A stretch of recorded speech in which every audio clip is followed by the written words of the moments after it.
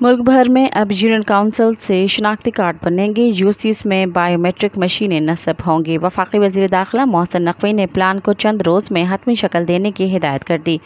वफाकी वज़ीर दाखिला मोहसिन नकवी ने नादरा हेडक्वार्टर इस्लामाबाद का दौरा किया। जाली शनाख्ती कार्ड माफिया के खात्मे के लिए मौसर एक्शन लेने का हुक्म दे दिया।